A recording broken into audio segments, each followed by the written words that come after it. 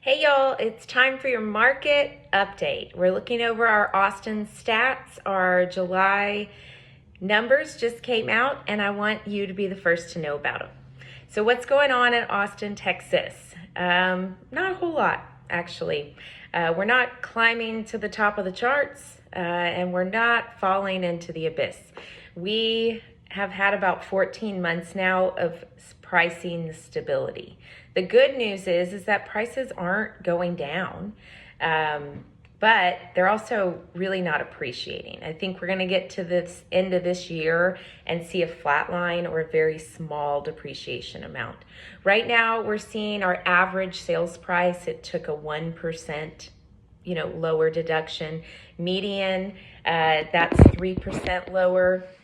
For our list price, just 2% lower than our price per square foot.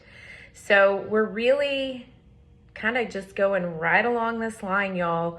Adding to that, it is an election year, and usually that makes for some uncertain buyers. And buyers with uncertainty like to wait and see what happens. So we are feeling a little bit of this election year affecting our market as usual. A couple of weeks ago, though, we had a big price or a reduction in our interest rates. So they were sitting at about 7.2%. They dropped to about 6.1% for about 4 or 5 days. I had one buyer who really got to take advantage of that, and now she has an incredible interest rate.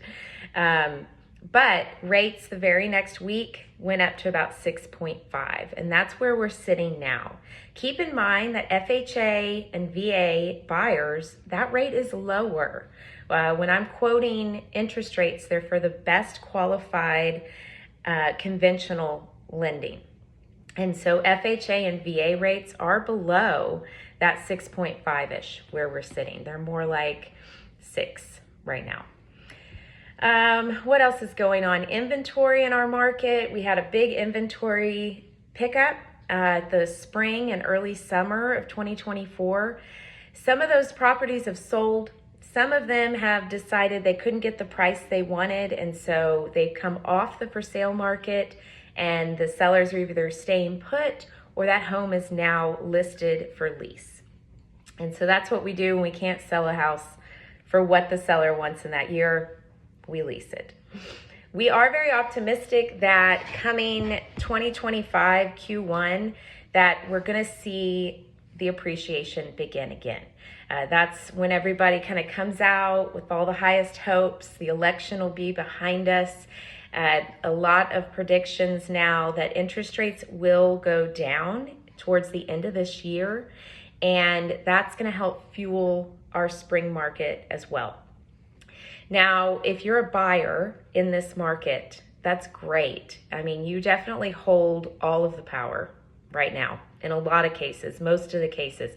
We're sitting at about 5 months of inventory, so we have more supply than we usually have had in many years, and the demand is low.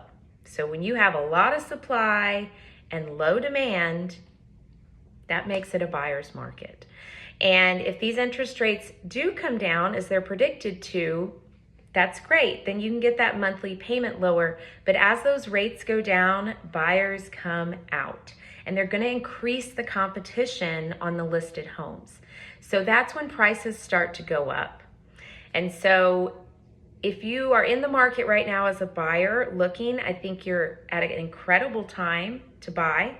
Q4 is also when we typically see our new homes give their best deals and incentives as well.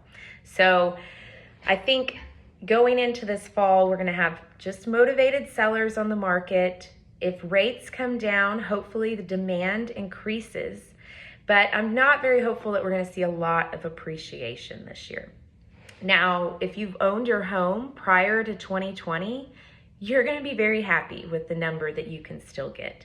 We've retained the majority of that appreciation we saw 2020, 2021.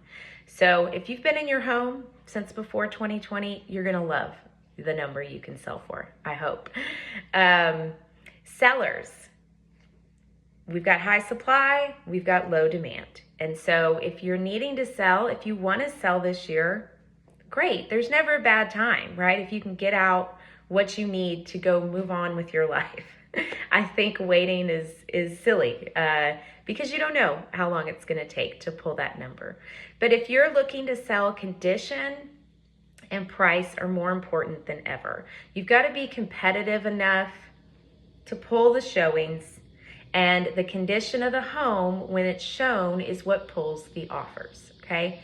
Price pulls your showings, the condition pulls the offers from those showings. And so those things are very important coming out of the gate with the right number.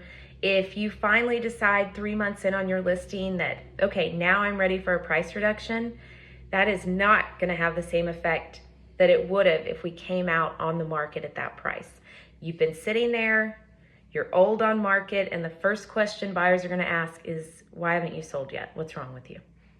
So it pays to come out with a good number. Really talk that out with your agent. If they're missing certain, enhancements you've done to the property, bring them up and talk about them and have them explain why that gives you value or not. And you can still sell a house, easy peasy, couple of weeks on the market, up to about 3 months, and, be ready to move. Buyers, great opportunities right now. A lot of uncertainty in the market with it being an election year, but as soon as those interest rates start to come down, you're going to see the competition increase. There are a lot of incentives right now out there to get those interest rates lower now, and also a lot of lenders that are offering a free refi, a free refi up to 5 years after you purchase. So as soon as they do drop, you can take advantage of that. As always, y'all, if you want to talk to anybody about this real estate stuff in Austin, Texas, I'm always here for you. We're looking good. We're looking steady. Great time to buy. And if you've owned your home since before 2020, it's also a great time to sell. Hope y'all keep doing well.